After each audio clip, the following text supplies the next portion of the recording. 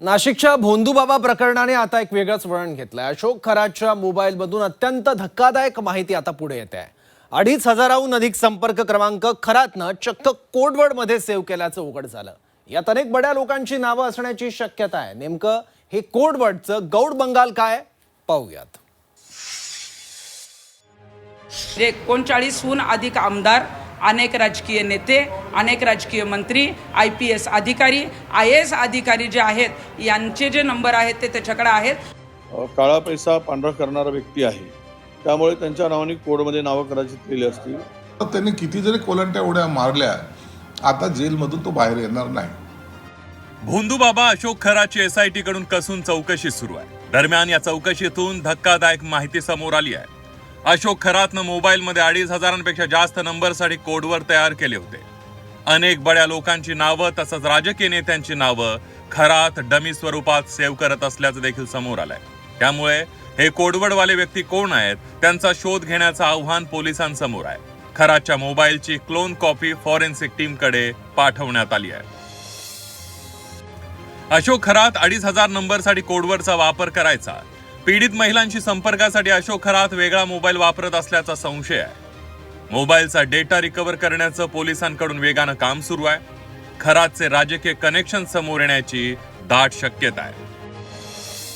केवळ खरातच नव्हे तर त्याचा ऑफिस बॉय नीरज जाधवचाही मोबाईल जप्त करण्यात आलाय। नीरज जाधवशीही याचा संबंध आहे का याचा देखील पोलिसांकडून तपास सुरू आहे। खरातच्या या काळ्या कारनाम्यांमध्ये अजून कुणाचा समावेश आहे का त्याचा देखील भांडाफोड होण्याची शक्यता आहे।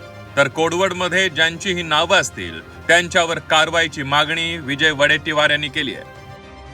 खरातच्या मोबाईलमध्ये राजकीय नेत्यांचे जे नंबर आहेत ते राजकीय नेत्यांच्या किंवा महिला नेत्यांच्या नावाने नाहीत, ते वेगळ्या नावाने आहेत आणि म्हणून मग कदाचित पोलीस यंत्रणेला ते शोधण्यासाठी त्रास होत असेल। परंतु जे आहे ते आता ट्रू कॉलर आहे किंवा अनेक वेगवेगळे नंबर त्याच्या मोबाईलमध्ये जे काही 4-5 हजारच्या वर नंबर असतील त्याची चौकशी होईल आणि मला वाटते की अनेक म्हणजे 39हून अधिक आमदार, अनेक राजकीय नेते, अनेक राजकीय मंत्री, IPS अधिकारी, IAS अधिकारी जे आहेत यांचे जे नंबर आहेत ते त्याच्याकडे आहेत। सुषमाताई अंधार यांनी त्या संदर्भातलं वक्तव्य केले आहे की तो काळा पैसा पांढरा करणारा व्यक्ती आहे, त्यामुळे त्यांच्या नावाने कोडमध्ये नावं करायची केली असतील। पण त्याबरोबरच ज्या व्हिडिओमध्ये सगळं काही आहे आणि सापडले आहेत, त्यांना भेटले आहेत, त्यांच्या त्या अंधश्रद्धेला खतपाणी घातलं आहे, त्यांच्या अंधश्रद्धेला समर्थन केलं आहे, हे जेवढे असतील कोणी कितीही मोठा असो त्याच्यावरती कारवाई झाली पाहिजे। अशोक खरातनं आधीच सर्व गोष्टींची काळजी घेतली आहे, मात्र त्यानं आता कितीही कोलांट्या उड्या मारल्या तरी तो जेलमधून बाहेर येणार नसल्याचं संजय शिरसाट यांनी म्हटलंय। आता तोच एक भोंदूबाबा आहे तर त्याने त्याच्या पद्धतीने केलं असेल ना।